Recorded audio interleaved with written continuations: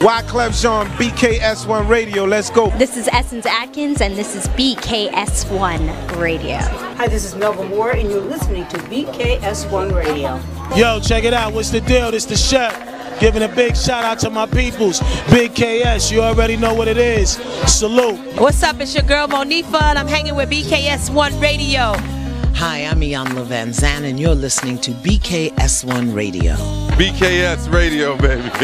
Hey, this is Jasmine Guy for BKS1 Radio. What's going on? This is Lamont Brooker, and this is BKS1 Radio. Shout out to BKS1, the best kept damn secret in the business. Hey, what's up? This is Raven Goodwin from BET's Being Mary Jane, and shout out to BKS1. Hi, this is Leon, and you're watching BKS1 Radio. BKS1. God bless y'all.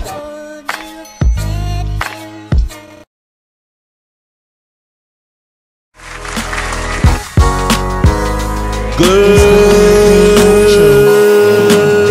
afternoon and morning, depending on where you're from. Wake your ass up. It's morning somewhere. Man cave. We worldwide. Morning, afternoon show. What's good, people? We in Guam. We in Greece. Oh, it's on and popping today. Trust me. We in Africa. We're going to keep it 800 today. It's morning somewhere. We in China. Oh, hey. Listen. We in Korea. This topic here, hey. Lord, hey. the stuff we got to talk about today. It's the man cave. Fire. Crazy. Crazy. That's all I'm saying. You see, we getting the shots right because Dennis will, he'll pop up on you. We got to be ready. Sorry, y'all. It was my fault. I had to go get something to eat. You don't even know he's not eating the shot. He's just talking. That's what I'm saying. Look. Listen, he don't care. He don't care. Shout out to everybody on the check-in. It's the Man Cave Morning Show. First and foremost, to my right. Scoot over, big man. Yes. You don't want my germs. Vanilla has big shoulders. You don't want my germs. To my far right, we have the dude, a.k.a. Dennis Atkins. Hey, what's up, in y'all? the building. Clap it up. What's up? Sitting right next to me. Of course, it's the dude that gets a little rude, especially when he's in a bad mood. We call him what? Deacon Will. Deacon Will. Will. Good afternoon. And I am just humbly stormed on the General. Chief out of Washington. Salute to you all. Hey. We're going to talk about some things today, but first and foremost, shout out to everybody right now watching us live on YouTube. Man. Salute to everybody watching us live on Twitter and Periscope. Shout out to everyone watching us live on what? The mother site, WBKS1.com. Shout out to everyone watching us live on Ustream. Salute, peace and blessings to everyone listening to us live on that TuneIn app. And shout out to everybody checking in and coming in on Facebook, man. Yes. We are here. Salute to you all. Now, let's give some love. Shout out to Pamela Swain on the check-in. C.E. King Parker on the check-in. Janine Williams on the check-in. Patricia Shell Gibbons. Hey, sis, what's good? Marcus Arthur on the check-in. What's up, my dude? Alicia Mitchell on the check-in. Hey, what's up, Alicia? Denise Sparrow on the check-in. Jamie Skills Harrell. What's up, my dude? Greg Boo on the check-in. What's up, cuz? Hit me up. Shout out to Demetra on the check-in. Paul Joseph William on the check-in. Kaz Minor on the check-in. Wilma Barfield on the check-in. Good morning. Good afternoon. James Wilder on the check-in. DT on the check-in. Dre. Tana Grande was good. You already know. DT on the check-in. Shout out to Captain Allen on the check-in. Kenneth Turner. Terrence Bellamy. Robin Starr on the check-in. Let's get it. It's about to be popping. Michael Freeman on the check-in. David Lamar Williams on the check-in. You are all with us right now on the Man Cave Morning Show. On the Man Cave Morning Show. Let's get it popping. You're right on time. You're over there laughing. Every time you do check it, come behind you. Now let's get this thing started. So one of the things, our main topic of the day is signs you might be a hater, and where does it stem from? A lot of people don't really know that they're a hater. If you don't know, you're probably a hater. And some of them do know they're a hater, but where does that hate really stem from? Right? You know what I'm saying? When you talk about a hater, where does that hate really stem from. Lack of character, my friend. Lack of character. So we're going to talk about that. But before we get into that, we got some things to discuss.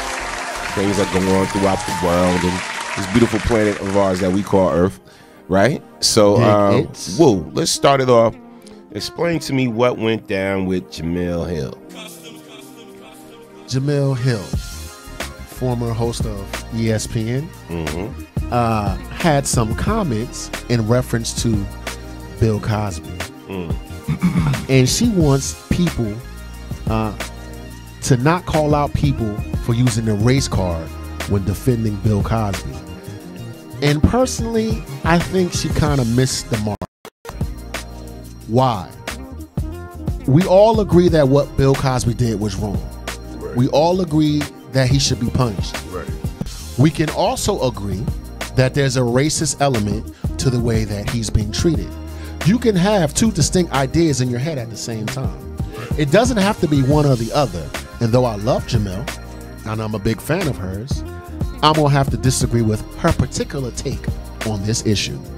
So the Man Cave Morning So let Show. me make sure I understand this, because this is, my first time really kind of like hearing. So basically what she was saying was that the black people don't defend Bill Cosby because he's black?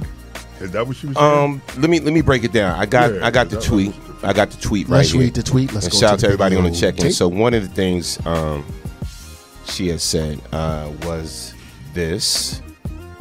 All right. So here's the first tweet. All right. So she tweets. Yes. There is a great imbalance in our criminal justice system. We know this, but your position can't be because Cosby is black, he should get the right to rape without repercussions like a white dude. Trash position. All right, and then she goes on to say, and to respond to somebody else, and says, "Sure, I'm on the idea of Cosby, as in the TV show that made me want to attend a black college and heighten the importance of a black family. But my mom is a rape survivor, and I survived a rape attempt as a preteen. I have negative fucks about what happens to Cosby." Wow, deep. Wow. All right, so now Jemele, she's not biting her tongue, and I get it. But here's where I feel as though she is wrong. It's not the position that we're saying, just like these white men that Bill should get off. No, we are saying that now that you got Bill, you need to get these others too. Now that you got Bill locked up and in prison for what he did, nobody didn't say he didn't do it or whatever. But now that you got him, you need to start going after these other dudes too, and they need to be behind bars too. So it's not a position because we're black, we're saying Bill should get off for a crime. Nah, especially not rape. But what we are saying is that now that justice has been served, on Bill Cosby, which happens to be one of us, y'all need to serve justice on these other white American males as well. If I can play devil's advocate, when the story first broke about a year or two ago, there were several African Americans that didn't believe the story, that said that it was a part of a racist plot to bring down a great African American, tantamount to the way that, like let's say Michael Jordan has been scarred with the gambling thing, or Michael Jackson with the pedophile thing, or Mike Tyson with the rape thing. So initially, when the story first broke, some people in our community were saying, well, okay, here you have a classic example of opportunists trying to come after someone to try to get money. As the story progressed, and more women and more women and more women and more women came out, right, then people adjusted their position. So I'm thinking that that's what she was saying. I, on the outset, have always said that if this guy is indeed guilty of the crime, then he should pay for what he's done. Right. But when you're talking about us, we always have to consider the nuance of being black. Racism permeates our society. So I cannot talk about Bill Cosby and talk about other people out there that are guilty of the same thing that are not in prison. I can't talk about Bill Cosby without talking about the two unequal justice systems. So I can get it that the idea can get kind of confused, but I think that as on Moss now, where we all agreed this cat is guilty. No one is no longer saying, because people were saying it's a conspiracy to get the brother out of there, We're all agreed that the guy is wrong. Now, which I agree with the general, what about all of those other prominent men that happen to be Caucasian that are still free and still walking the streets? You know, here's my thing, and you know, people were saying because he's of his age, he should have got house arrest or whatever the case was, right? And to be honest with you, I really felt like, because I never said the guy was guilty or not guilty. I just was like, you know what, I wasn't there, and rape is a very sensitive subject, especially for women, you know, because it kind of renders them powerless in a sense. I mean, while in that, it renders them powerless as far as the physical strength of a man. So I'm certainly not condoning that by any means. I want all the women listening to understand that I'm not condoning that. But I will say this. I really thought that he was going to get like house arrest or something, because I'm thinking he's blind, he's on his last leg, and it's obvious that more than likely he's going to pass in prison. The stress alone. The stress alone. So my thing is, with people like Matt Lauer and Harvey Weinstein, you don't even hear about these cases anymore. You don't hear about it. And you know what? Why should they? And whether they were white or black, don't make me a difference if they're guilty. So why should they be? Why is their case pushed aside? I guess that's what I'm asking. Why and I get it. But see, we know this. And for Jamel, you got to know, people don't want Cosby to be free just because he's black. I mean, that's kind of insulting our intelligence as African Americans. Come on, like, we want him to be free. He just did a crime, or he just murdered 10 people. But we want him to be free because he's a black man in jail. I hate that's why I always hate stuff like free Meek Mills or free this or free that one. Same with me. Especially when we know somebody did something. Especially when we know somebody's guilty. We ready to free, a pedophile, or we ready to free a rapist, or we ready to free a murderer, whatever. No, nobody's thinking like that. Nobody's thinking like that just because they're black. Whatever. You did a crime, you got to pay the time. It is what it is. But we know there's an imbalance, you know what I'm saying, with the justice system. We know that. So all basically, like really saying is like, look, you got Bill, go after these other cats the same way. With the same aggression. With the same aggression and everything. You know what I'm saying? Come on now. You got people saying, you know, I want him to die in jail. You know what I'm saying? I wish death on him. Yo, come on, man. Really? Are y'all saying that about the other ones that I just posted the picture up of? Are y'all saying that? You wish death on Harvey Weinstein? Are y'all doing that? No. Y'all not doing that. And you know this man is definitely guilty. Look at what he said. You wishing death on the 7th Heaven guy? That was a pedophile? And kind of admitted it? And then nothing came of it. You wishing death on Matt Lauer? You wishing death on Trump? I'm going to leave that alone. Watch Bill O'Reilly. Bill O'Reilly? Charlie Sheen. I'm saying, no. Harvey Weinstein. No, just make it fair. I'm just saying. Let me tell you what's even crazier. Just make it fair. What's even crazier is that he's a good guy, and everyone's going after him. That's Trump talking about dude that on trial now, the Kavanaugh guy. He actually said he's a good guy, family guy, and everybody's going after him. But, you know, I'm so sick of hearing about because people are white is right, and because I'm sick of hearing that, man. And we're saying it until we turn blue in the face, and it's still a very serious subject when people do things right in your face. They're not doing it behind your back. I'm talking about it's like right in your face. Right. Like, go ahead. The reason that this conversation is profitable, and we're gonna read some comments. Go ahead. The reason that this conversation is profitable because I have to look at it in context. In context, we're portrayed en masse in the media as hyper-violent, hypersexual, this misnomer of black on black crime, like there's no idea of white on white crime, etc. Let me tell you something. People in the inner cities and poor people want crime to be fought just like everyone else. Right. Okay? When something happens to our loved ones, we're human beings, we want justice. Right. That never gets said. It kind of gets portrayed in the media that we're all culpable to be criminals as African American. That's how we're portrayed. Right.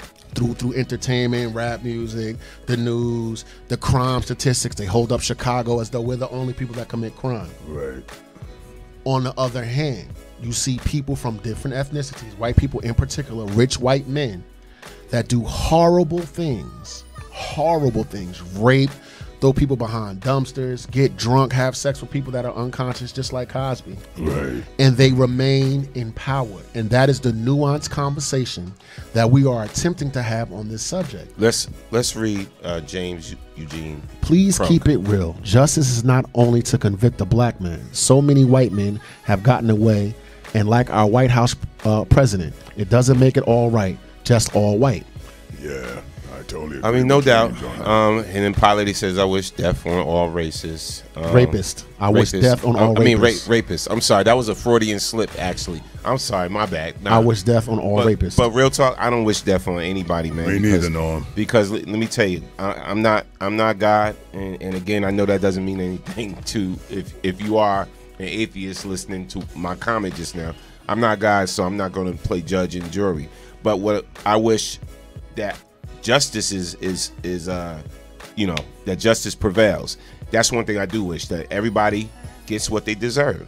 Now, so if this man's gonna be locked away in prison for years and years and years or whatever, then he gets what he deserves. You know what I'm saying? But to wish death on anybody, I don't wish death on nobody. Yeah, that's crazy. You know what I'm saying? Not even, trust me, because everybody, I could be wishing death on somebody and I could be falsely accused of something. Right. And people wish death on me, I could be falsely accused. It could happen in this society. You know what I'm saying? Somebody can plant drugs or do this or whatever like that. I don't wish death on nobody, man. Yeah, same. I agree with you, man. Yeah, no doubt. All right, so let's read some more comments. C.E.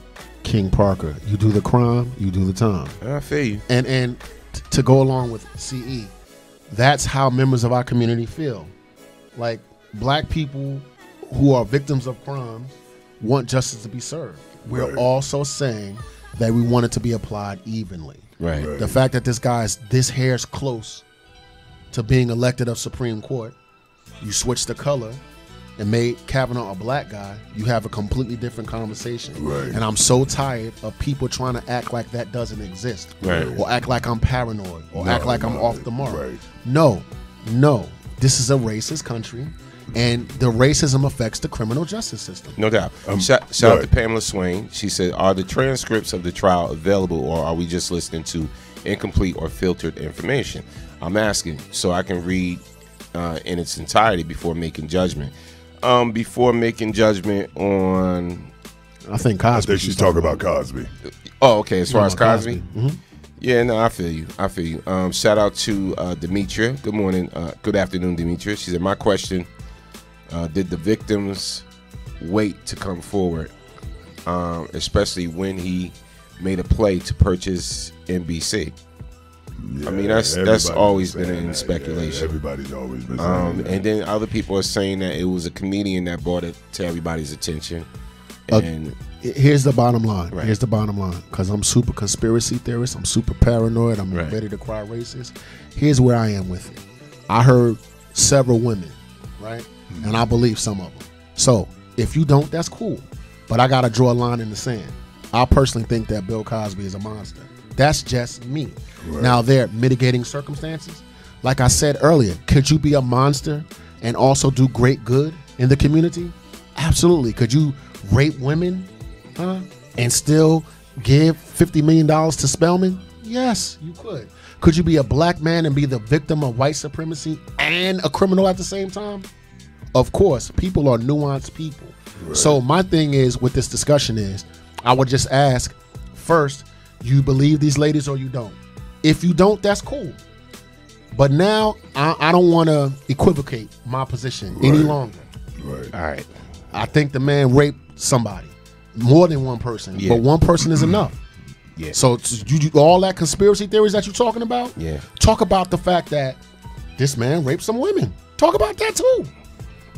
That's all I'm saying. I agree. Okay, what we got? Well, why you? Oh yeah.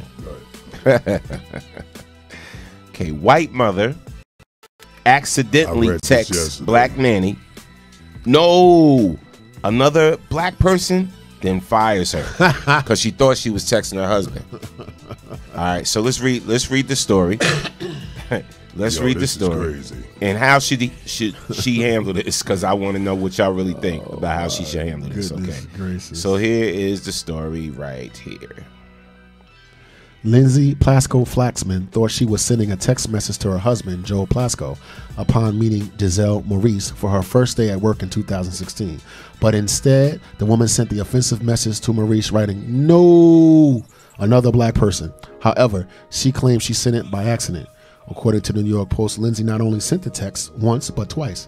After realizing what she did, she immediately fired the nanny, saying she felt uncomfortable. You see, that's where she made the mistake. She could have probably got it off as a joke, which we know she probably wasn't joking. More than likely, she wasn't joking. Let's just say for the sake of saying she wasn't joking. Of course not. But she fired her because usually when you have some type of racist rant come against you, the person that's doing it becomes uncomfortable because they think it's going to be a backlash for it. Right. So she messed up by firing a woman, stating that she was uncomfortable. Uncomfortable with what? The lady was already in your house. And apparently the sister is now suing. Oh, she gonna get that. I heard she's suing. She's gonna get that. It's gonna be a settlement, but she'll get that. They'll pay her off. Most times, we're just the victims of racism, and there's absolutely no payout at all. Right. Yeah. So, or sister, paid for. if you could get paid, please feel free. Sue them until their balls fall off. I don't give a damn. Yeah. So, I mean, she gave her 1 day's work. Which meant just when she showed up. Just when she showed up, she's like, "Oh, we don't need you, but for coming out, here's 1 day's worth of work." So just based on the fact she was black, she didn't get hired. She never worked there. Nah. She worked a day. But she found out. Gotcha. That she was black, so she thought she was texting her husband. I knew that much. I read. You know what I'm saying? And then it backfired on her because now she got that text. Hey, racist! If you got to get charged some money for being racist, please, sister, sue They're away. gonna settle Sue away. out of court. I'm telling Get you, your they ain't loot. even gonna go to court. Do you think she's gonna win the case? I think they're gonna settle out of court. Do you think she'll win the case? When you say win, what do you mean? You mean I trial? think They're going to court. Oh, it's going to court. Bro, I don't think so. No, they settling. They're gonna settle. You think so? Yeah, they're gonna settle cutting that, a check bro. off and keeping it pushing. They're gonna settle that. Give a couple of G, keep pushing for your trouble. They don't want that to go to court. Because if it goes to trial, it's racism, discrimination. And where is it? Business practices. What y'all think? Where is it? Where did this Sue take their ass. place? Barb says, "Hey, what's up, Barb?" She got paid $360. She's gonna get $360 a day. So them white folks got money. But see, here's the thing with Demetrius that. said, "No, not another lawsuit." Go ahead. Here's the thing Rock with that. out with the How many lawsuit. days are they paying her for? The days up until the trial? No. The days. See, this is what there's a lot of different factors in here, man. Yeah, they're gonna sell. They're gonna cut a check for a couple of G, a couple of grip, and I'm go. gonna tell you what's gonna happen. Get your money. They're gonna offer about 10 grand. Right. And Take give it and her, go. And give her, what do you call that, an NDA? Right. What do you call that thing? Yeah, when you non-disclosure, can't yeah. Yeah, well, you can't talk about it. That's what's gonna happen, man. Yeah. That's what's gonna Listen. happen. But do y'all think she What's gonna up, win Kiss? if it goes to court? If she go to court, where is it? What city? Did we know? It's in New York. Oh, if it's in she definitely. If it goes to court, she gonna kill that. It's going to appear in court. I don't think it's going to get to court. Oh, we know I think it's they're- not. We know they're it's going not. But to no settle. one's saying what if it got. If it got to court, yes, I think she'll yeah, win. if it goes there, yes, Absolutely. I think she'll win too. Yeah. So they're Then not going to she'll let her win, too. win. Therefore, they're going to settle in. So basically, she was making $360 And $60 a day. $360. It was day. $360 a day for 6 months. So she was going to be a living nanny Right. for 6 months. But again, the mother found out that she was black, and then sent that text, and that's when all hell broke loose because the lady that's going to sue, she felt as though, this is taken away from feeding my family. I thought I was going to be able to, help take care of my family for 6 So months. an employer is not allowed to discriminate against a person because of their race. That's Right. against And the law. it is. Get the law, go sue, boom. It's simple. They're going to settle. All right. So let me ask you this though, right? So we know that in corporate America, Go ahead. but Yeah, if you having I was somebody, thinking that. if Your you're a private person, Your personal. and you want somebody to come in and babysit, whatever, and then you never met the person, and then you found out they were Mexican, or you found out they were black, or you found out they were Hispanic.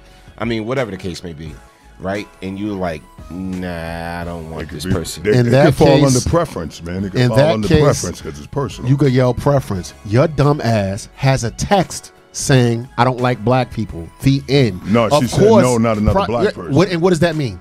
So that could be turned around. I agree with you. I agree with you. Hold on. Before you it could be turned around. I want to ask you this. Okay, Go ahead. you can't scream preference, which people do all the time and discriminate against all the time. When you have a clear thing that says no black people, that's what it says. There's no other inference to make. When it comes to somebody taking care of your child, yes, this is on a private level. Yes, do you have a right to racial preference? Hold on. I'm playing devil's advocate. Let me answer the question. Go ahead. It is against the law to discriminate business-wise, not to hire a person because of their race. It's against the law. Now, all you got to do... In a private situation? Yeah, all you got to do, dummy, all you got to do, stupid, is say, it didn't work out. The minute her dumb ass wrote, no black people... twice, which shows intention. She said not another black person. Not another black person. The words have power. Hold on. The minute she put that into the ether, the sister now has grounds for discrimination. Mm-hmm. Now, we could argue back and forth all you want, get your lawyer. I'm telling you they're going to settle. Now, hey, racist. Hey, racist. Hey, stupid. All you got to do is no, that's not going to work out. The minute she committed that in writing, that racist statement, now the other sister, right? Yeah. Now, it's discrimination. Let me be the devil's advocate. I don't like using that term, but let me just look at it a little different in reference to wording, because I'm riding with you. They're definitely going to settle, and I'm not saying that is right. That lady getting money, man. And I'm not saying that no is way right. around it. But she said, no, not another black person. Now, with the right kind of lawyer, it can say that she had a bad experience because she had been hiring black people. Listen to what I'm saying. Let's say she had 4 black people working for her, and they were stealing from her, right? And or they was running her phone bill up, or whatever the case is. I'm just using this hypothetically. Damn it, man. And it gets to a point where her attorney can prove that she's hired black people before, and that her preference was that she did not want to work with certain people of ethnicity because of the fact that she had hired black people before. They can turn that around. Okay, that's all I'm saying, but I'm not agreeing with that. So no. Sorry. So let me speak on this, and then because I hear your scenario. So what if this was my scenario, right? Okay. So just say me and Sandy, we have a newborn baby, right? We have a newborn baby. Whatever, she gotta get to work. I gotta get in to do the Man Cave morning show. Whatever, we need somebody to watch our child, right? So somebody tells us about Maria Sandoval is a great babysitter. She can watch your child. Blah blah blah blah blah. Whatever. So Maria shows up at my door and she's like, "Hola, and I'm like, "Oh man, she don't speak no English, right?" So I hit up my wife, right? I'm thinking I'm hitting up my wife, but I'm hitting up Maria's and I'm like, no Spanish people, right? Same scenario, right? But my reasoning is because I don't feel as though she could communicate properly or whatever like that with the child. I know it's a toddler. No, I got you. Just say 5 If you are dumb enough to commit that to public, I see whatever, your point. Believe an me, I ambulance. see your point. I see his point. Listen, an ambulance chaser, Is that a lawyer. discrimination? Check this out. A lawyer is going to pick up your case, and you are. I don't care what. You are going to have to cut off. At the end of the day, Right. somebody's getting money. At the end of the It's day, my scenario that I just gave you discrimination because my reasoning is even if we had to go to court, she said, "Oh, you discriminated me because I was Spanish because I couldn't speak English." that works a little different. I'll answer the there, question. You can't speak I'll answer English. the question. You can't communicate I'll answer with the my question. child. Yeah, I agree. Yes, when I go to my lawyer talking about habla español, he don't like Spanish. My lawyer is going to launch that at you. Now it's your job to prove otherwise. I'm saying you can think whatever you want to think. You can say your preference or whatever. When you commit that into the public sphere, all you got to do is be like, "We'll call you." All you got to do is say, "There's several applicants. We'll let you know if you decide." Once you commit to that language in the public sphere. So if that's not discrimination, I ask both of you, what is then? I have to. How could you not describe that as Right, discrimination? right. Using And again, let me just clarify something real quick. I'm just playing devil's advocate. Yeah, right. Same, both of us. So, Both of us. We talking. So my whole thing is though. All right, I see. Demetrius said discrimination. I don't care how you look at it, Norm.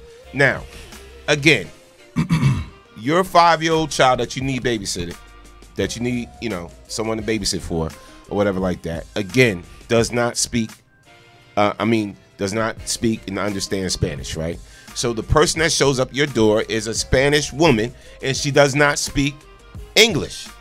And so you're like, oh man, I'm sorry, I can't hire you. But there's a lot of different avenues to that, because what if, Norm, you put in a contract, if you have a contract, that they have to speak English? Private situation. If you put in a contract that they got to speak English because you want them to communicate with your child in the language that you're speaking to your child, I think it takes a totally different turn, because it's not discrimination if you're putting it in writing. And I'm just saying this as a devil advocate too.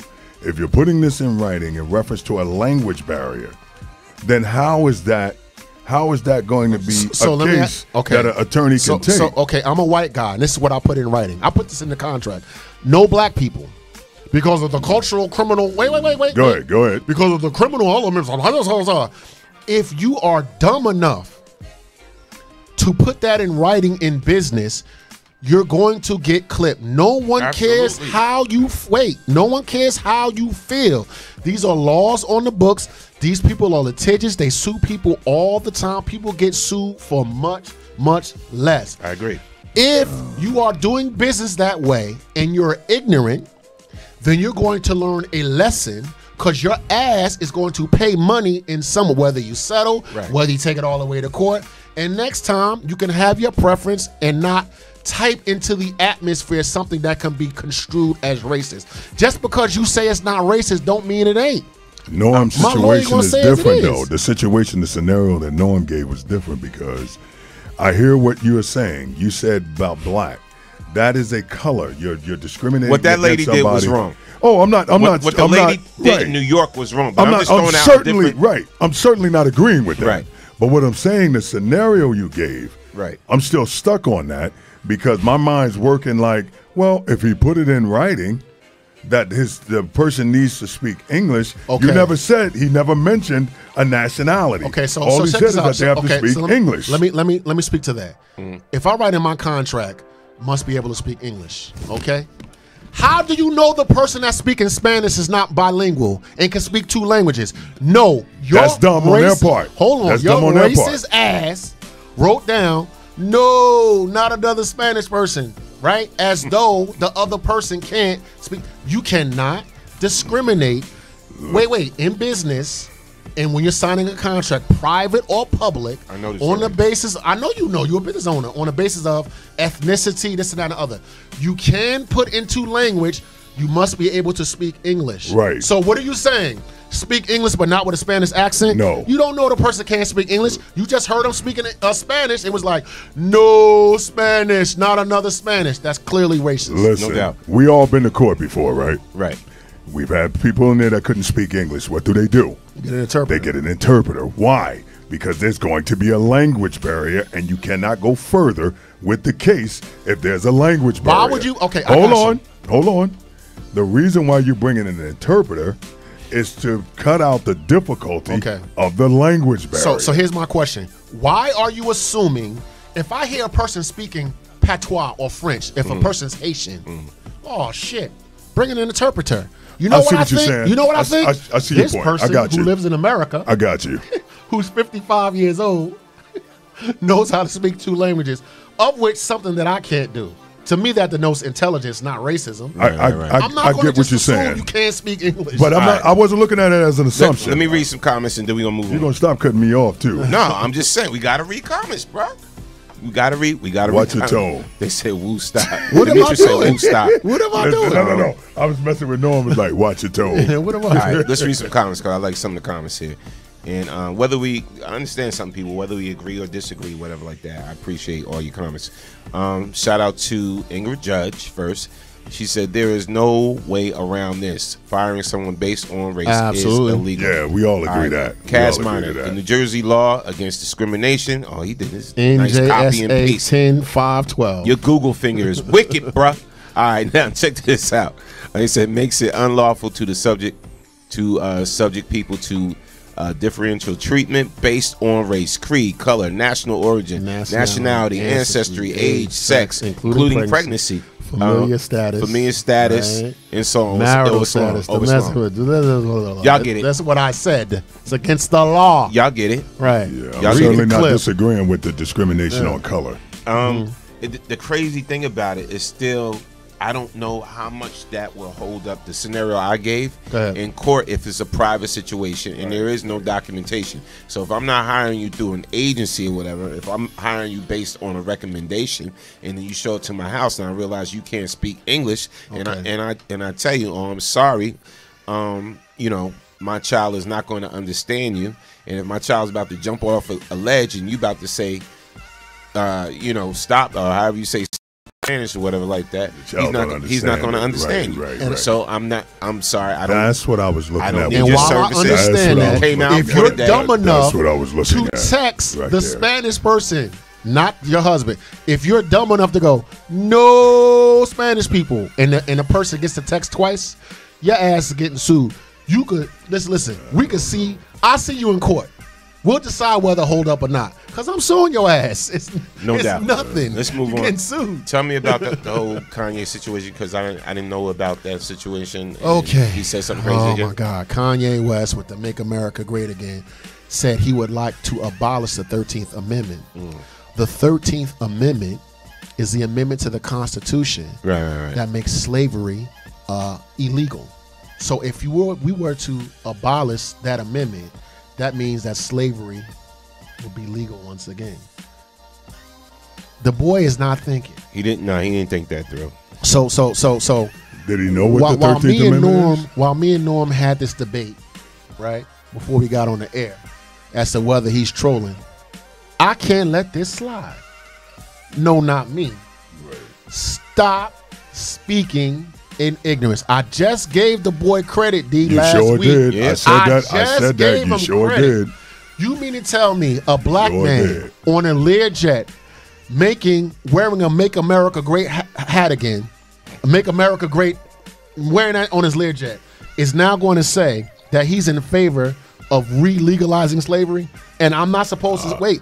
And I'm supposed to say, well, he doesn't understand? You's a dumbass. Once again. Do you think you's a dumbass? Can Well, we be nobody's really honest? taking him serious. I don't think You know what? Can we be honest though? Nobody's really taking him serious. Is Kanye trying to do the 52 fake out to really think that, you know, like, I'm going to get white America to vote for me, and everybody that's feeling their white privilege to vote for me, to start rocking with me, and then put me in a position so I can really do what I need to do for our people? Is he trying to do the old Jedi mind trick? Do y'all think he believes some of the stuff he's saying? I mean, let's be honest, right? Let's be honest. One thing you can't take away from Kanye West is his intelligence. He's not that stupid. He's not that stupid to say do away with the 13th Amendment, which abolishes slavery. He's not that stupid after just coming off of a dumbass statement. You know what I'm saying? That saying slavery was a choice. He can't be that stupid. He's stacking his dominoes. I think I don't know, man. That's a good point. I'm gonna say he's doing it. What he's doing on purpose. Yo, that's what I'm saying. He knows exactly what he's doing. That's a good point, Norm. That's a good point. And he's trying to get the certain right wingers and certain people on his side of rubber. Yeah, Kanye, yeah. And then once he get in a certain position, I think he's gonna shut them all down. Because he can't be that stupid. I think you made a dude from Chicago, man.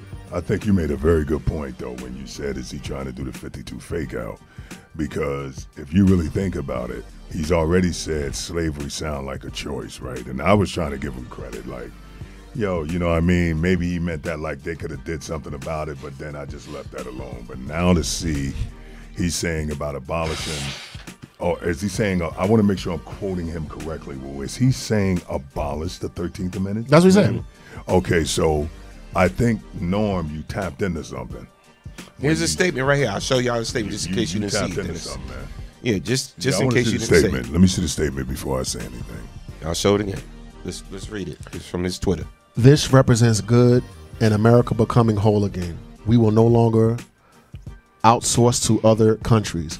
We build factories here in America to create jobs. We will provide jobs for all who are free from the prison as we abolish the 13th Amendment. Whoa. Do you know what the 13th Amendment is? Sent with love. Yeah, I do. Okay. Now, you know what? See, you got to understand, he's talking like Trump. He's talking like Trump with the outsourcing and building factories over here. So you got to, and this is just my opinion, wasn't it a couple of months ago that his wife just went to Trump to get somebody free? So to me, they are all not in bed together, but they're sitting at the table coming up with something. Because I think Trump knows he's hated by a lot of us. So I figured that if he got Kanye West to repeat his words in his black face, and Kanye's using his black skin in his black mouth to make a statement sounding like Trump, you know, he's thinking that most people that support Kanye or that are fans of Kanye will transfer over. So it's somewhat to the fact of what Norm was saying, but I don't think he's going to do a 52 fake out. I think he really is convinced that what he's saying is right. Okay. I really believe he convinced that what he's saying is right, man. You have to be accountable to what you say. What you're saying is offensive. I agree. If Kanye had an SS cap on with a swastika on the side, talking about Hitler had a point. Out. The Jews would freak out. If he had a "I'm a Christian and God hates fags" hat on the top of his head, you tell me a gay brother or sister that will give him a benefit of doubt, try to figure out what he had to say or whatever. If he had a "sit your dumb pregnant ass in the kitchen and make my meal" feminist hat on, no feminist in their right mind. Here's my thing. We do the same decorum and same respect as black people, as Jewish people are. Talking about remember Custer to Native American people. Why is it that when we are summarily disrespected, we don't rise to the level to defend our people just the way everyone else does? Why do we always constantly want to explain away disrespect? You would not have the audacity. This is why I'm angry with him. You don't hear him saying dumb shit about Jewish people. You don't hear him saying dumb shit about gay people. You don't hear him saying dumb shit about Native American people. You don't hear him saying dumb shit about Asian people. And the list goes on and on and on and on. But he says it about us because there is some clapback, but not enough. Because if the clapback was enough, he wouldn't have the audacity to say it. Dumb or not. You talk about Kanye, right? Of course I'm talking about Kanye. Yeah, I agree with you, man. Let me tell you something right now, right? You know what he's saying. So let's can we agree with this? Primarily, he lost a lot of his black audience. Oh, no doubt. So he lost a lot of us. No doubt. Right? So my thing is, again, this man is a genius. Again, he understands marketing. Again, he could pay some of the best people, PR people in the world to create a certain image for him, right? So he's not as a statement like this, bro. I know the game. No, listen, you're right. Listen. You're right. Whoa. Do you know this man knows what's offensive and whatever like that? So here's my whole thing, right? And even though it's wrong, and this is a terrible justification for saying some dumbass shit like that, right? It's a terrible justification, right? So what is this man primarily trying to do, right? Sell what? Fashion, mainly. Right. Like he's really big on his fashion line, right? His expensive $1,000 pants wearing or $2,000 skirt fashion line. Right. Who's buying that line? Yeah, no, not you. Right. Not your wife. Right. Of course. Yeah, that's correct. That's correct. Not your daughter. Yeah. Not me. Not Sandy. Right. So it's like, okay. These Caucasians, these Caucasians spending money. These white people spending money like that. I gotta. And he's trying to convert. I'm rocking with them. He's trying to convert. I totally agree. So he's trying to get them to start pumping their fists. Like, yeah, Kanye. He's not stupid. That's one thing, right? That's one thing. You know what he's doing. Trust me, brother from the hood. He from Chicago. Certain stuff, whether he's riding Learjets or not, certain things he's not forgetting. Right. About the hood. The hood. Period. Correct, Whatever. But the correct. hood ain't rocking with Ye right now. It is what it is. I think he feel like he backpedaled. I need He's trying money. to backpedal. He's trying to backpedal. Yeah. Yeah, and that's from that other statement. And see, so he's not stupid, and he's probably saying to his boys, that look like us, like, yo, why try to get these ones on our side, whatever? Why not? The flip side is done to us all the time. Yeah. Okay. All right. So think about when we buying certain clothing lines, or Nike's doing it to us. Ha! Nike's doing that to us right now. You ain't never lied, bro. Okay, so every time you rise to say something disrespectful about my people, I'm going to rise to check I'm your with ass. you on that too. So no. Number one. Number two. Let's say someone said that about my son or about my daughter. Right. Would I be having the conversation to say, well, it's a plot and he's ingenious and he's this and this is that? You know what I'm gonna say? Where you at? I'm gonna step to you. I don't give a care about what his intentions are. If you put that negative energy out, because I care about my people the same way I do about my son and as I do about my friends, I will never stand idly by just because other people do. They have other justifications and motivations. My motivation is to raise the shield of my people and say, you will not disrespect me, mine. No, not now, not ever. Number one. Number two, history is replete with African American people that leave their community and go to other communities and talk shit about their own community. What happens to them? If you're so intelligent, I suggest you read history. I suggest you read about that dummy on Fox that said what he said about the Kavanaugh situation, and he got fired. Every time you say something stupid, I'm going to remind you of what your destiny is. Because a man without a country and a man without a people, that's somebody that I don't trust. He done been lost me. Now, I'm man enough to say when a man speak out for his wife and his kids, I rock with him on that. But like you said, like you know what I'm saying, he lost me last year, right? But I'm not going to sit and have a platform and not clap back at his ass. Oh, no doubt. No. We weren't. Like, come on. I don't know, and I don't need to speak. Nigga. I don't need to speak for. Sorry for saying. I don't need to speak for Norm, but what Norm is doing was more of an exposure. Like a possibility of an exposure. I know the game. Yeah. I know this game when you're trying to sell something. And that's why I connected with you on that, Norm, because I was saying to myself, he ain't stupid. He knows exactly what he is Make your money. saying and what he is doing. Make your now, money, I feel you on the clap back, right? I feel you on that.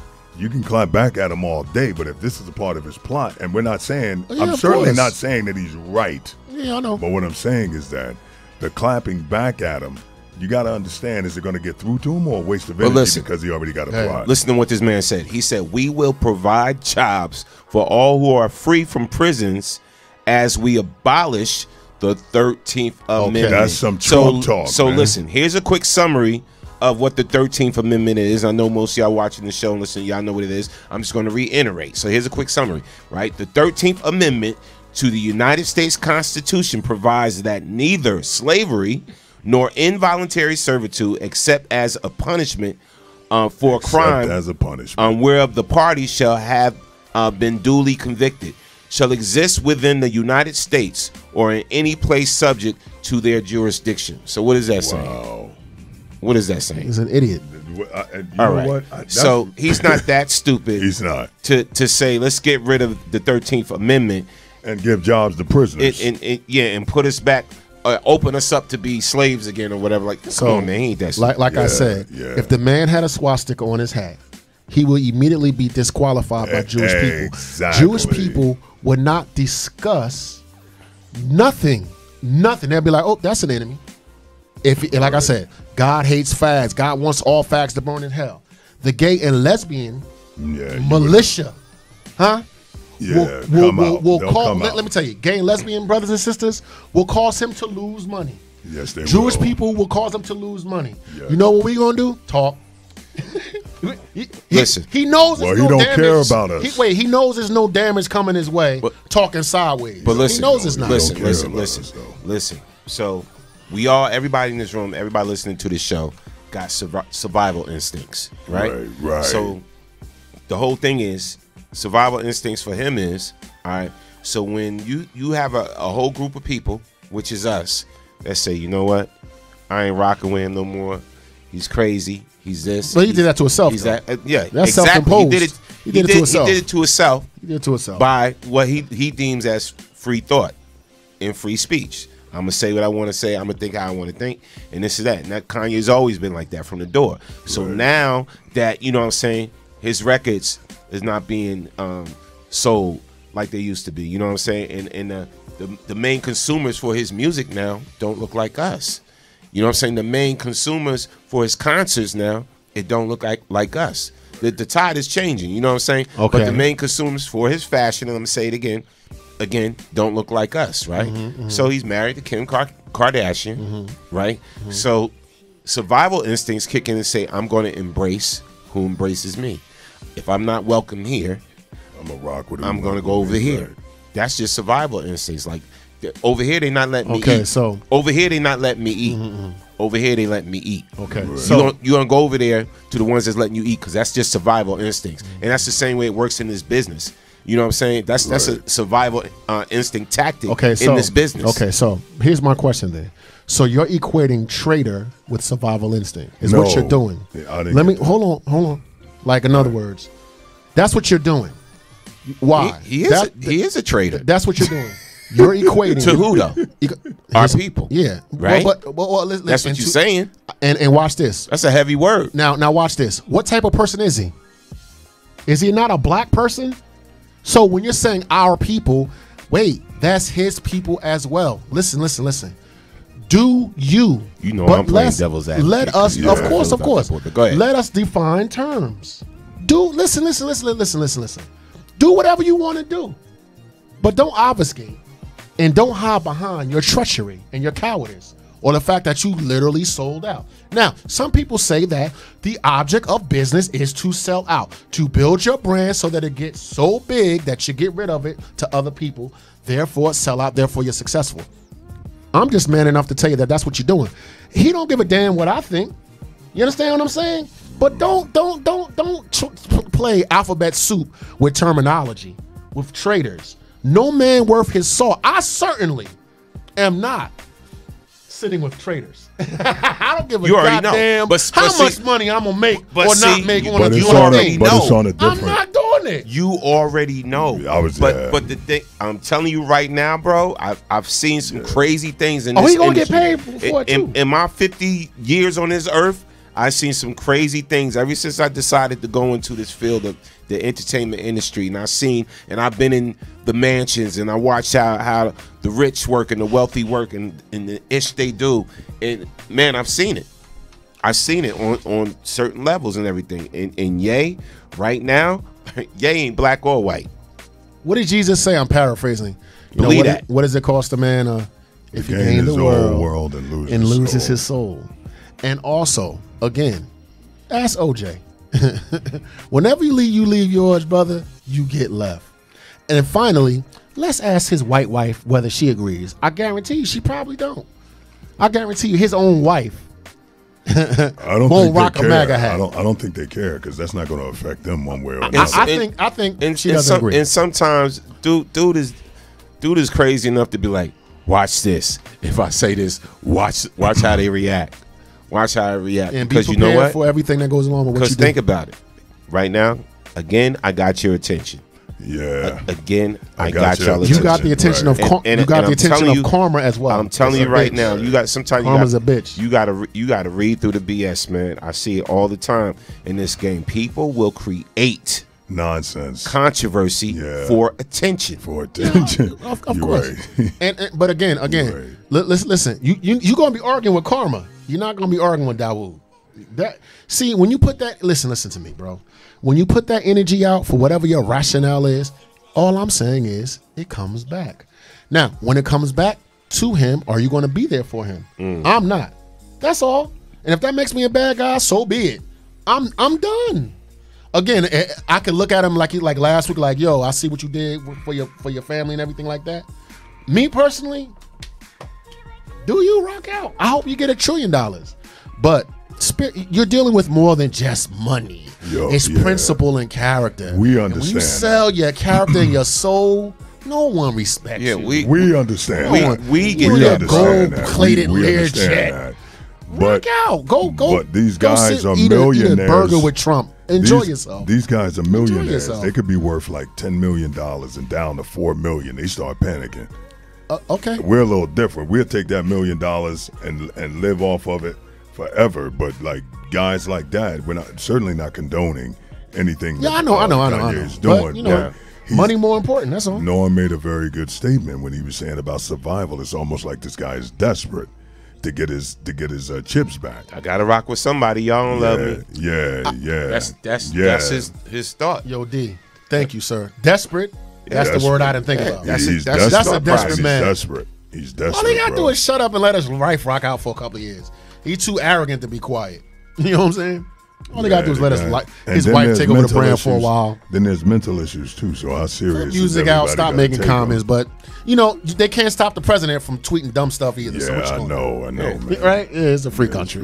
No doubt. All right, so you know what we going into the topic of the day, man. To the topic of the day. So it's the CNOD. This is when it's going to get real. And let's see who can handle the realness. Signs you might be a hater. Hi, hater. Oh my God. Signs you might be a hater. All right, y'all get y'all typing fingers ready. All right. And where does it stem from? Some people, you know, oh, that person's a hater. He hating on me or whatever. It stems from somewhere. There's a root to it. Or is there a root? Sometimes just people just want to hate. We're going to talk about it on the Man Cave. It's the Man Cave Morning Show. You know what I noticed, man, and we were talking about this earlier. Go ahead, because we about to get deep. In reference to what you noticed, what we're talking about now, in reference to hate, we're talking about this off the air. You can have somebody like you got their own radio station, right? And somebody around this area knows you. There's somebody in New York they don't know, right? That they'll try to rock out with because there's something about the more familiar people are with you, the more content they are with you. Mm-hmm. So a lot of times you can have somebody that's hating on you that live right around the corner from you. Right. And would rather go to New York and try to deal with somebody they don't know just to be able to say, yeah, I'm rocking with so-and-so in New York. And to be hating on you when the opportunity would grant them a much better benefit for them to rock out with you. Mm-hmm. It's almost like because you are, and I'm going to use Plainfield. I'm just saying this goes to anybody that's in any city, but okay. I'm going to use Plainfield. Because you got a radio station in Plainfield and it's doing very well, they'd rather go to New York and rock with a radio station because they don't want to have anything to do. They hating on the idea that they know somebody that's doing it. They rather rock out with somebody that's not doing it. As stupid as that sound, I know a lot of people that do that, man. Well, okay, and we're gonna talk about hate because we actually got some breakdowns of certain things, but I mean, it's always been like that, bro. One thing I realize is, again, being in this game, this industry, whatever, your biggest supporters are strangers. Yes, sir. Your biggest support system are strangers, and people that really don't know you that well. You're 100% right. And then you're lucky enough. If you're able to get 5% of the people that you've known throughout your life to support you, you are lucky. You're doing good. 5%. Out of all the people you've known throughout your life to support something you're doing, you're lucky. You're ahead of the game. That's like knowing 1,000 people and 200 people support you, but 1,000 people you know. It may be 10, crazy. But it may take those 10 people that support you out of that 1,000 that can grow it into numbers or whatever like that. But I realize that, and this is why you know what I'm saying, like you can't be mad at it. Like I learned to, and when we spoke about this before the show, yeah, right. You know, I learned to actually to embrace if there is hate or whatever hate there is. I learned to embrace it because you got to realize it stems from somewhere. You ever have somebody hate you, right, or not like you, and you never did anything to them at all? You never did anything to them at all, and they just maybe don't like you or just hate you just because. That's the more common type of hate. The book says that in his own hometown, he was able to do no miracles. Now, why would that be? Now, why would the Son of God, God incarnate, full of potential and power, God on the earth, could do whatever he want, was unable, right, to do any miracles? Number one. Number two, if Jesus was the unblemished one and never committed a sin against anyone, why was he crucified? If he never did anything wrong, if all he did was love, his own did what to him? Nailed him to the cross. Now, I'm without blemish. I have reasons for people to hate me. You know what I mean? I'm an imperfect man. So if Jesus was hated, right? And if I'm looking at him as an example, right? Or Moses or Buddha or Muhammad or whomever, right? If these people of high moral character is what I'm saying, because you know I'm not a Christian, but right. Of high moral character, if you are professing high morality and good intentions, then hate is a sign that you are on the right path. Right. I agree with you. Look at this man here. I agree with you. Beautiful shape that he's in. It's the resistance that the weight pushes on his body that gets him the physique that he. So if you look at it through that perspective, there has to be resistance in order for you to obtain. Now, but to go to the intention of another man's heart, to why he can't be happy for you, why he wants you to suffer, because he's not putting that resistance to you for you to get stronger. Better, he's putting that resistance to destroy you. Yeah. Now therein lies the question. No doubt.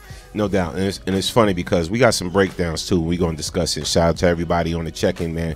No matter what platform you are checking us out on, whether it be YouTube, Twitter, Periscope, WBKS1.com, the mother site, Ustream, Facebook, or the TuneIn app. We here for you, right? Because we're gonna talk about it this morning on the Man Cave Show. All right, 10 signs. Morning show. 10 signs your friend or someone you know is a hater. We're gonna give you 10 signs, and because you may not even know, you may see some of these signs that you're doing, but you may not. You could be a hater as well. Okay. Yeah, or you could be a hater. All right, but this is 10 signs your friend is a hater, or these are signs that you may actually harbor. And, yeah, man. True, man. So let's go with the first one. They're unhappy when others win. Wow, that's the first one. If you scroll through your Facebook news feed and genuinely get upset at others sharing all the positive things that are happening in their lives, then you might need to look in the mirror. You ain't never lied. Yo, bro. you know about that first one? It's so crazy. Me and my wife was in the supermarket one time, right? And this girl came up in the supermarket. I remember you told me. And I was like, hey, what's up? I said, oh, this is my wife, Sandy, blah, blah, blah. Yeah, I know. I see y'all on Facebook all the time. Y'all always posting up pictures. And y'all on vacation or doing something or whatever like that. Stop posting up them pictures. Straight hate. And this exactly what was said. I was like, oh, okay. Yeah. All right. Okay, what's your name again so I can unfriend your ass? I was like, what's your name again so I can unfriend your ass? But here's my thing. Why should somebody else's happiness make you unhappy? And that's the thing. That's why I guess that's number one. Why should somebody else's happiness make you unhappy, or somebody is posting up something, or an event they doing, or a function they doing, or whatever like that? And you know you're looking at it. You know you're looking at it. You know what I'm saying? And it's just like, why should that make you unhappy, or why should you be miserable because somebody else is doing something positive? You know what I'm saying? Why is it like that? I think that's the $10 trillion question. Yeah, most people, just in my humble opinion, aren't happy for you. And to go even further, ask yourself, are you happy for other people? Okay, now, are you envious? Are you jealous, thinking that what they got you should have got? Or do you really do feel bitter when another person's happy? A lot of people make monument to their suffering. They worship their suffering. Their perspective is about how unfair they're treated, and their perspective is about how unfair things are. Right. Why can't you legitimately, from wherever you are, be happy for another person? There's always going to be adversity in your life. There's always going to be unfair treatment. There's always going to be things that you think you should have had or whatever. But why can't you pause and stop and say, damn, Norm, I love you. That's respect. Damn, D, I admire you, right? Because you're so self-centered and so into yourself, and you have so little empathy for another person, you're unable to give maybe to another person what you can't give to yourself, because you probably don't love yourself either. But see, and that goes back to, remember the example that I gave you before the show, about something that happened to me recently, whatever. And I'm at a spot, I'm at a lounge DJing for a friend of mine because it was his 50th or whatever, and somebody walks in. I guess they haven't seen me in a while, and, you know, people were dancing and stuff, and I'm doing what I'm doing on the ones and twos, whatever. And dude pulled me aside. He was like, Norm Ski. So the fact he called me, back in the day, I knew he knew me from back in the day. He was like, Norm Ski. He said, damn, man. He's like, you still doing your thing on the ones and twos, man. Yeah, I be seeing you sometimes on that radio station. And by the way, fellas, this is just how he talk. This is how he talk. he was like, yo, I be seeing you sometimes on that station and everything, man. You know, you be doing your thing, man. He's like, that's why he's like, yo, talk, man. He's like, yo, I just never could stand your ass, man.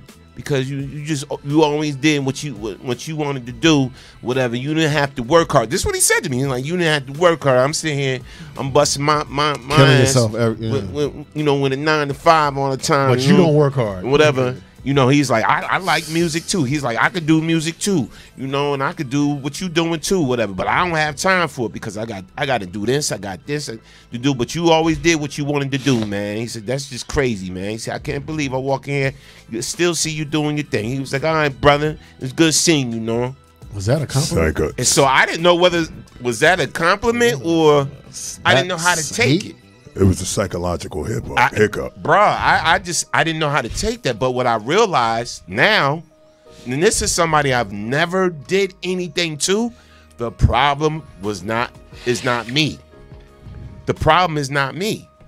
And I was like, okay, so the problem about how they feel is them. Because of what? And he said because of what he's not able to do. Because he couldn't follow his passion through or follow his dream through or whatever the case may be.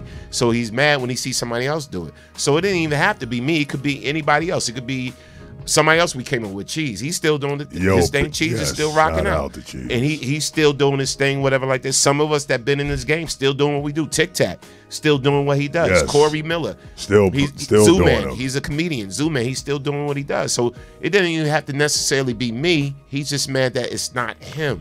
Right. You feel me? Couple of things. Go ahead, man. Couple of things. You can never achieve greatness unless you're consistent. So if you're dealing with an inconsistent person, they know what consistency has the potential to lead to. It's going to lead to greatness. So if you're dealing with an individual that has no consistency in their life, then it's going to foster that type of energy because they're spending their energy not living up to their potential. So it's going to intimidate someone whenever you are consistently on your square. It's always going to make them be fearful. It's always going to make them a little wobbly, right? That's just the way it is. I wish that were not the case, but that's just the way it is. People that are not consistent, right, always throw stones at those of us that are consistent. That's number one. Number two, as you were talking, I was thinking about something. I encourage people to tell me how they feel. Now that's a difficult stance to have because I try to take into consideration another person's feelings. I try to be tactful because at one time I wasn't. Right. People say to me all kind of things that hurt me deeply. Right. Cut you. That that cut me to my core. Right. Wow. They say things to me that I would never say to them. Right. But you know what I say? Thank you. Because I really want to know where you are. Right? The fact that I would not say that to you, but you say that to me now makes me have to question, okay, why am I in this relationship? What are the parameters? Do I need to protect myself? Right. I would rather you came out with it, even though it hurts me to my core. That's number one. The truth is my religion, so the truth hurts. But you may not be telling me the truth. You may be telling me hate. Unless you let it come out, I'm not going to know.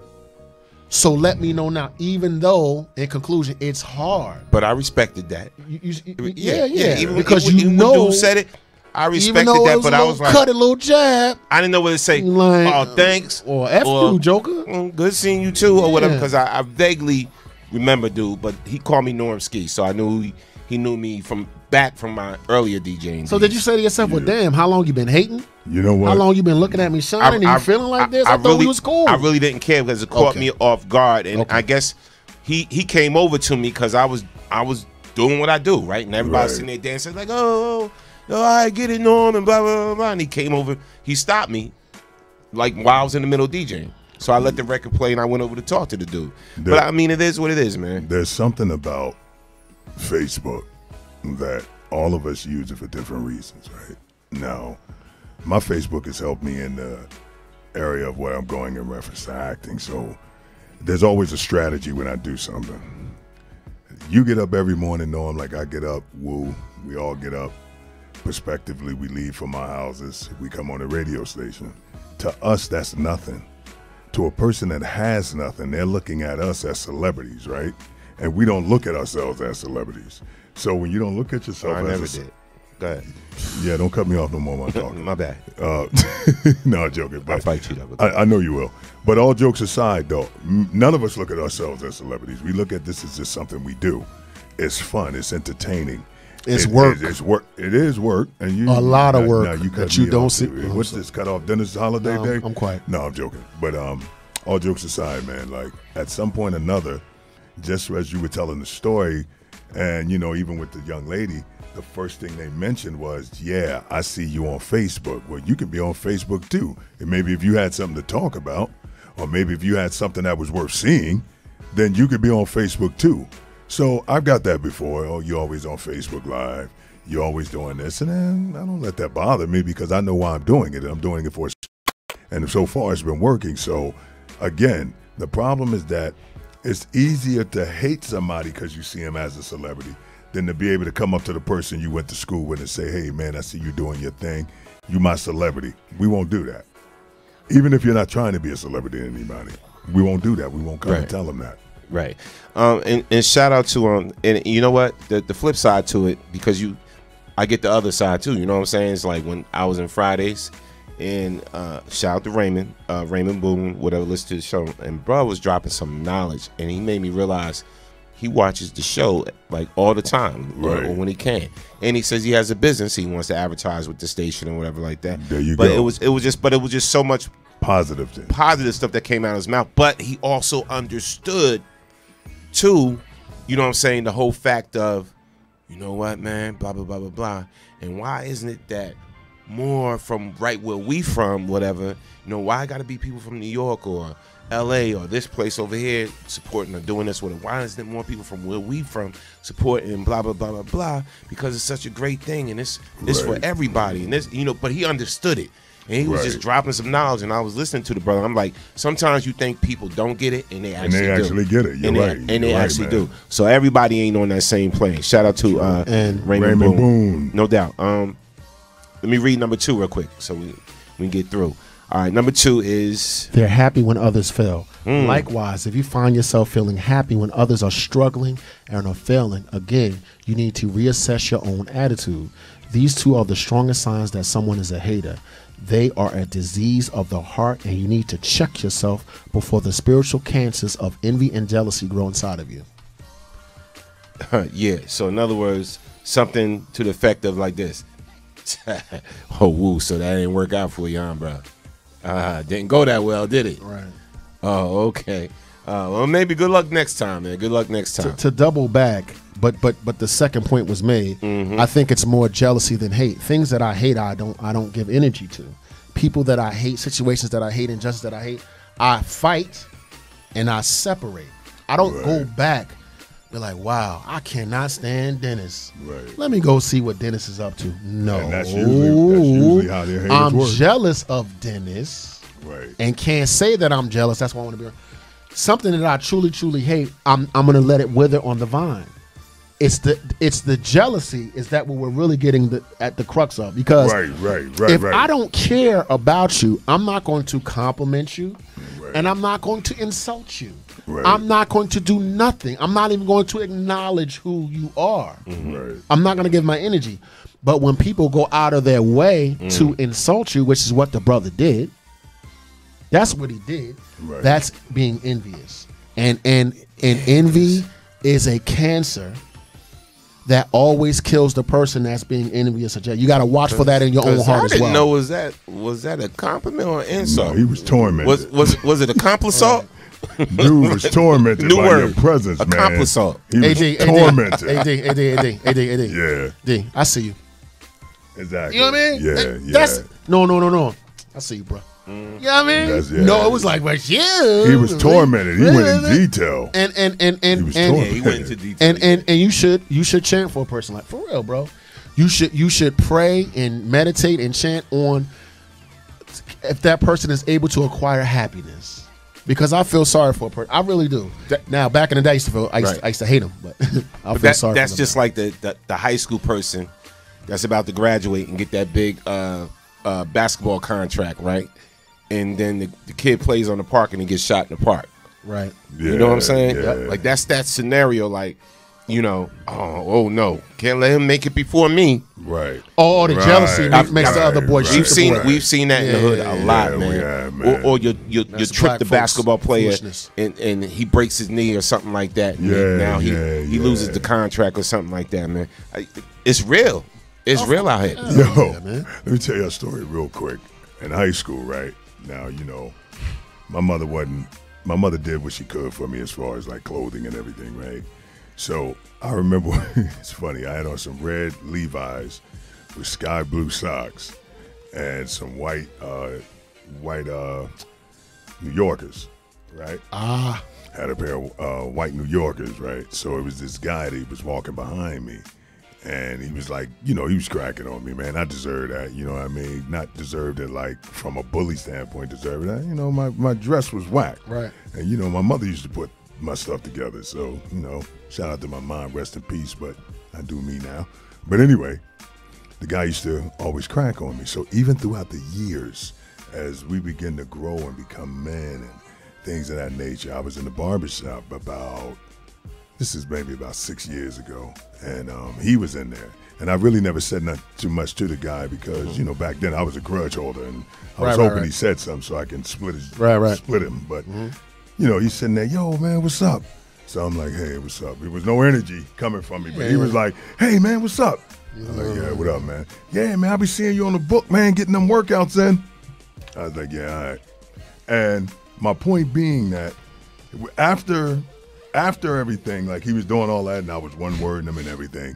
When I left the barbershop, because I left before he did, when I came back, the barber was like, yo, after you left, dude was hating on you. Like, yeah, man, I remember when he was in high school, the way he dressed, all this, you know what I mean, how he was dressing. And it was true. I did dress a certain way because my mother dressed me. You know what I mean? I'm talking about the early part of high school, y'all. But my mother dressed me. So as the person was telling me, like, yeah, you know, and the person wasn't like trying to get me to beef that dude. They was just letting me know, like, in your face, he's like, yeah, man, you know, I seen you on the book. You getting it in, getting your weight up. Then the first thing he did was he went back to the I remember when. That's another sign of somebody hating on you. Nobody can look at you for where you at today. They always got to remember where you came from. Haters. Jokers in their glory days back in the day, avoid. My glory days right now. Yeah, Jokers that's their best was always back in the past, watch. Yeah, true. Number 3. They habitually talk shit about people. Yeah, I can tell you, said that. I can't tell you how many people I've distanced myself from because they have had a habit of talking shit about others.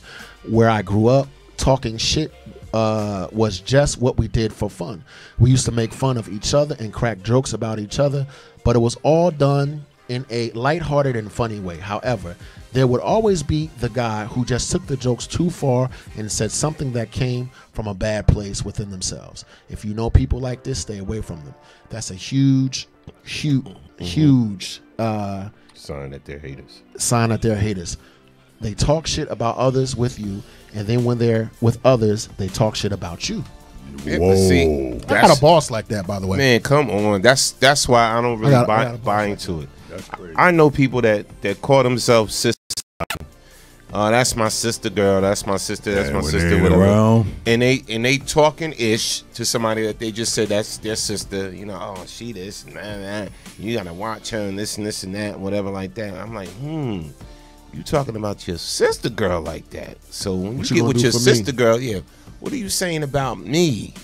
Yeah, exactly. So now I keep them at arm's length. You know what I'm saying? Like, okay, because now I know you probably running my name in the dirt because this is your sister. So what they want you to do for me? Right. So all right, so I got you. Yeah, you got to keep arm's length distance away. Don't from give people energy like to that. No, don't give it no energy. We're gonna go into the next one and read some comments before we be out. And let's see. Next one is. Should be 4 and 5, right? 4? 4. 4 and 5, yeah. They try to make themselves look bigger and make others feel smaller. Haters love and need to feel important. To do that, they must always place themselves above others. They try to inflate their worth by deflating the worth of others. These are the people that constantly tell you what you can't accomplish in your life, because how can you do it if they weren't able to do it? These are the people that tell you to stay where you are. They ask, why are you trying all this crazy new stuff? Go back to where you were. They tell you that you've changed and need to stop being so unrealistic. The last thing these people need for you to accomplish more than them, make more money than them, have more fun than them, make a bigger impact on others than them. Wow, I'm sorry. No, I'm owing an apology, man, because, you know, the thing says that they try to make themselves look bigger. I didn't mean to gain this weight, brother. I'm sorry, man. I didn't mean to make you feel smaller, bro. It's all good, bro. It's all good. Let me shout out to Soup said, Patricia Collins Rose said, loyalty is key. What you say has power. Keep your words about your circle right. Absolutely. True indeed. 300% right. Kaz Minor, no, Julius, that just means you're a Dallas Cowboy fan. Boo. Oh, by the way, Dallas Cowboy fans are the biggest haters. I just had to put that out there. Big hater on the star. Sandy B, what's up there? She said, I have a bunch of haters. My ears be burning daily from all the sidebar shit talk about me. Yes. Hey, but you know what? You're living your best life. You're doing what you're doing. You I know ain't what I'm saying? going back and forth with you. Yeah. I'm living my best life. Shout out to Sandy B. And look, my wife, she got her event planning thing. If you need her to plan any type of event, she's nice with it. From the decorations to the settings to table settings, tablecloths, this, that. Stuff you hang to make the places look beautiful. She is the bomb with that. So hit her up. She got a new business, y'all. That's what's up. Y'all need security? Shout out to yeah, but I need somebody like big, man. Anyway, shout out to Dee Dee Graham. shout out to Dee Dee Graham. Said you got me back. They are really angry at themselves for not achieving their goals and get angry when they see others making it happen. Yeah, true indeed. Demetrius said, my mama used to say, if you're doing what you love, you will never have to work hard. That's true. That's true indeed. A lot of times I don't feel like I'm working hard. Shout out to Dink Matthews on the check and Dink, what's good? Cindy, what's good? Again, if you're just joining us, we're talking about signs you might be a hater. And where does it stem from? We are on number what? 5. Number 5. Let's read number 5. And here we go, I think. What's up to yes. my cousin, Dr. They think they're always right. To add to the previous point, haters typically think they are right 99% of the time. I've actually had a person once tell me that with no hesitation. He said, yes, I'm always right.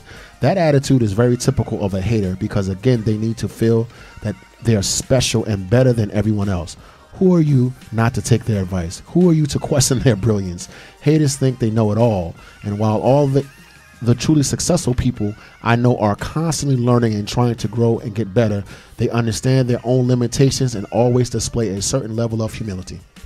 No doubt. Yeah, well said. I wanted to circle back to the question that where does it come from? Here's where it comes from. Okay. Mantra, you're responsible for the condition of your own life. When you don't take responsibility for your surroundings and the condition of your life, you want to put it on someone else. Yeah. Right? So in order to justify your own mediocrity, what you do is put your energy into saying, I can't because, or I'm jealous because. If you're taking consideration and accountability for your own life, how do you have time to hate another person? Yeah, you have time to try to lift the person up. You have time to realize that you are flawed and that there are things that you need to work on. You got time to say, brother, I'm working on it. Could you help me work on it, etc. But when you don't take responsibility and you hate and you're jealous, right? That means that you are a coward because you're saying that the reason that you're not where you're supposed to be is because of another person or because things were unfair. Not to say that there's not unfair things, not to say there's not adversity in your life, but the selfish attitude and the lazy way out says I'm not where I need to be. Watch this. If I'm where I am, why the hell would I be mad at you are where you're supposed to be? Right. If I'm on top of this mountain and you on top of that mountain, if you got $1 billion and I got $1 billion, what the frick do I care?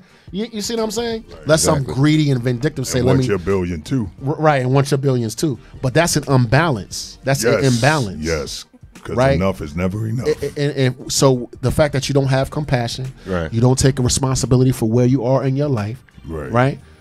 You blame that you blame that on another person, and it's cowardice and being mediocre. That's all. A lot of times too, haters think you owe them something.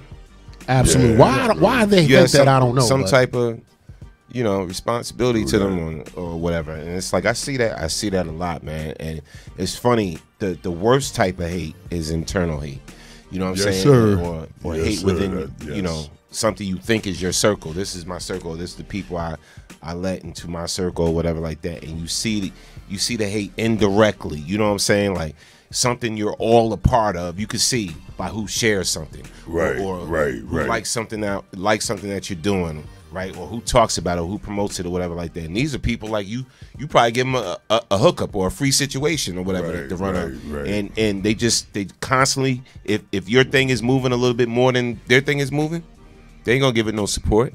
Why don't they worry about their thing? What the hell they worried about your thing for? Why do you got time to worry about somebody else? That's the problem. How? That's the problem, man. Don't you got enough in your life to do? Absolutely. True. Absolutely. Callers, you can call back. The number 646-233-1302. Yep. You can call. The lines are open. And sorry, I missed your call. Right before I started the show, I told a story before. Somebody very close to my brother was like, "What you starting a YouTube page for? Ain't nobody gonna listen to you. Ain't nobody gonna listen to what you got to say." Man, that hurt my feelings, man. Real talk. Should have went up top. But now, back in the old days, we used to always do that. Caller from the 309. State your name when you're calling from. You're on the Man Cave Show. I'm bringing nigger back. Yes. Yeah. Fucking niggers don't know how to act. Brother. Oh, yeah, man. I love you, Y'all man. take the special 100 back. Oh, yeah. Turn around and I'll pick up the slack. Keep rocking out. I'm living my best life. Nigger. Living my best. What else? You gotta sing that. Like I'm living my best life. I ain't going back and forth. Was that all his material? It's funny when was that all his material? Let me clap that up. When a caller calls in and think like, yo, do you know the word? First of all, this my nigga right here. No. But he calls a lot though. He was like, everybody be like, I'm bringing nigga back. We say, listen, bro. We are so immune. Immune to that, bro. I told him to call and he should have said I'm living my best life. And when Norm didn't hang up, when Norm didn't hang up, he stumbled because he ran out of material. Yeah, because you ran out. You ran out. I knew it wasn't from a 309 number. I was about to say, I was like, here we go. We get ready. But I'm glad Norm let him through. Nah. We gonna let him rock out because you know what? That made his life. That made his whole life. Let's teach him harmony. So he called back and we do that. No, I'm just saying. You know what? That actually made his life. He probably think, yo, man, I got these group of black guys. They do a show and everything, and I call them nigger on the air. He's like, oh man, dude, Chad, how great am I? Chad, I'm about to call them niggers, Chad. Hold on, let me cut off Kavanaugh. Bring a nigger. All right, so back to the topic. Chat, call back. You want to take this one, please? Reasons, but he can't stop anything that I'm doing. Things. No, put it on. Right. Put the call on. It was another racist call. I hope it is. I'm having fun with this. Caller from the 404. State your name where you calling from. You're on the Man Cave Show. What's up? Yo, this is Troublemaker, man. Oh, yo, what's good? What's good, man? What up, Cass? What's up, Troublemaker? To the guy that just called, you know what I mean? There's niggas and you got black people. There's difference, you know. Black people bring sodas and cookies and stuff to the cookout. Niggas is the ones that bring Tupperware and aluminum foil. So just give him new material. So do you mean a nigger just called us? Did you just? Yeah, nigga just called you. How dare you? My name is Chet. And I'm gonna use one of my man's phrases. This is the last thing I'm gonna say, even though it never is. You know. My name is the Troublemaker now. I want a name like y'all got a name. Don't make me come down there and put my teeth in and bite all y'all. Thanks for calling in, bro. Don't bite me. Bite Chet. So okay, so we talking about hate. Before we let you go, we talking about haters. What is a hater to you? Oh, we lost the call. We lost the call. Don't worry. You can call back. Phone number 646-233-1302. I know this number. Yeah, I know this number like the back of my hand. I was still singing the nigga song. I'm sorry. All right. You like that song now, right? And now I'm singing and going back and forth. Back. Oh man, he really got us. Yeah. I drink beer. I enjoy drinking beer. Yeah, that's the only thing he didn't say. That's the only thing he Kavanaugh's didn't say. brother. No doubt. All right, so next one, man. Let's see if we agree with these. Moving on. Number 6. They like to label people and put them into boxes. Haters are great at labeling people. They have the need to place people in boxes. Why is that? When you put people in boxes, it's a lot easier to judge them, lessen their importance, and place yourself at the top of your own distorted hierarchy. Non-haters understand that as human beings, we're dynamic, multifaceted, and are in a state of constant change. Yeah. Number 7, they're attracted to negative energy and criticism. If you find yourself jumping into every controversial topic that appears on your news feed, I hate to break it to you, but you're a hater. Haters love negative energy. They soak it up. Yes, it gives them a do. chance to use that negative energy to spew their hate and criticism of everyone and everything. Yeah, man. Yeah. Number 8 and number 9. Number 8, they crave and can't live without drama. This is an addition to the previous point. Whenever there's some drama that occurs within the family, your workplace, or even in the world at large, the haters will be there and ready to get involved in all the dirt. If you crave controversy, drama, gossip, and problems, then you are definitely a hater. I know some people like that, man. Number 9, they hold grudges for long periods of time. Haters have a very hard time letting go of things. They let their feelings linger. I mean, how do you think they became haters in the first place? They hold on to negative experiences and negative energy to fuel the fire of their hater wrath that they will spew towards another victim when the opportunity presents itself. I got to post these signs up. Some people may need a reality check. Yeah, bro. All right. Last but not least, they constantly compare themselves to others. This is the one main cause of haterism. Rather than focusing on mastering themselves or their own personal growth, haters are always comparing themselves to others. They determine their own self-worth based on how they measure up to the results of others around them. So when a friend or coworker gets a promotion, their reaction isn't joy for the other person's success. Rather, it's why them and not me. Again, haters need to be top of their self-created, distorted hierarchy. So if others are going better than them, then their place on the top is threatened. So these are the 10 ways of identifying a hater. Be brutally honest with yourself, and then make the changes necessary to jump off the hater train, because it's a one-way ticket to unhappiness. No doubt. So look, if hopefully today, right, we saved one potential hater. Hi, hater. From becoming a hater. Hopefully today's show. And one hater called. We enjoy him. Yeah, but I'm saying, maybe we reformed a hater. You think? Yeah, we did. I hope. We reformed dude. I don't know. I hope. I don't know. Didi said pessimist. Didi said Lord.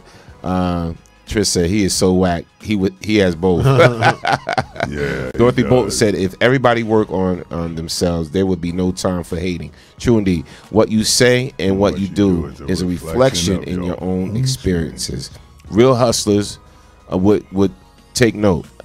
Not hate. Grow up. No doubt. Yeah. No doubt. Hopefully, you know what I'm saying, somebody listening to the show, whatever, y'all got some hater tendencies or whatever. If you see some of these things within yourself, hopefully you make that change. You know what I'm saying? Phyllis Woodbury said, that caller aggravated me. That must have been the first time Willis heard the song. Yeah. I'm starting to grow on me. Haters do not believe they are haters. This is true. Didi, this is true. A lot of haters don't believe they're haters. You know, they think, you know, their behavior and the way they treat people is okay. It's normal. Listen, avoid haters lest you become a hater yourself. No doubt. No doubt. And if you saw yourself on that list, go ahead and change. So again, before we leave, we just gonna go through the list real quick. So again, these are 10 signs. You possibly might be a hater. Do you exude any of these things? All right. They're unhappy when others win. They're happy when others fail. They habitually talk shit about people. Is this you, people? All right. I'm sorry. That's the one I had to apologize to you for. They try to make themselves look bigger and make others feel smaller. Okay. They think they're always right. Okay. They like to label people and put them into boxes. They're attracted to negative energy and criticism. They crave and can't live without drama. They hold grudges for long periods of time. They constantly compare themselves to others. Now, if you got 3 out of these 10, you a hater. You a hater. If you got 3 out of these 10, you a hater. All right, so work on yourself. That's all I'm saying. You know, let others live, man. You know, let others live. Stop being upset and miserable behind other people's happiness. I'm not a hater. All right. Yeah, I'm not. I'm glad. I got other stuff I need to work on, but it ain't one of them. Yeah, I don't fit none of that criteria. No, I'm good. But if this is you, you got time to change, man. As long as you got breath in your lungs, you can change your situation. It's the Man Cave Morning Show. Well put on. No doubt. So we want to thank everybody for joining us on the Man Cave Show today. Morning, afternoon show. It's morning somewhere on the planet. I keep telling you, we are a global brand, sir. No doubt, no doubt. I'm telling you that. We will be back tomorrow morning, man. Oh, trust me, tomorrow we are going in. We want to thank everybody for joining us on the Man Cave Morning Show. And again, there's something you would like us to talk about, situation, topic, or whatever, hit one of us up. We'll definitely discuss it on the Man Cave Morning Show. All right, because remember, this show is never about us. It's always about you. Because you are the next best kept secret. And real quick, don't forget, this is going down, by the way. How could I forget? October 13th. Who on the microphone? Saturday, October 13th. Again, on the mic. We're back at it with the Who Owns the Mic for singers, spoken word artists, comedians, by applause only open mic. Come on out, have a lot of fun. Come on out coupled up. Come on out with your friends, your family, whatever. It's going to be a great time. And guess what? Our special guest this time is who? The Force MDs. The Force MDs. And guess what? On top of that, they will be shooting their new video right at the Who Owns the Mic. Oh, John. Their new video for their new song, Make You Happy. Hot song. Hot song. I heard you play it on the radio. It's typical Force MDs flavor.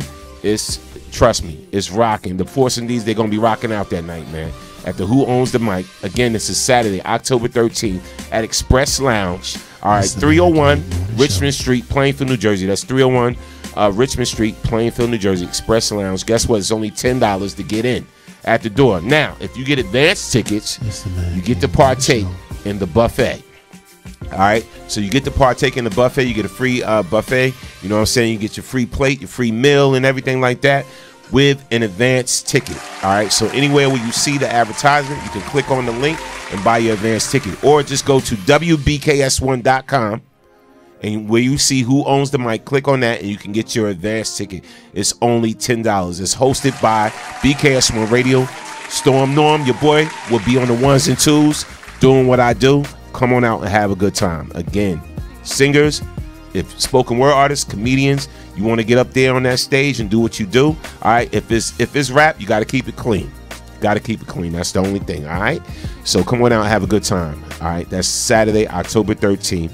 All right. Doors open at 7:30 p.m. 7:30 p.m. The doors open, and there will be a cash prize for the winner of the open mic. So tell somebody, tell one, tell a friend. But come on out and have a good time. It's going to be a great time. Classic music. You know how I get down. You know what I'm saying? That good stuff. You know what I'm saying? You ain't going to hear a lot of that trap. All right, Force MDs will be in the building.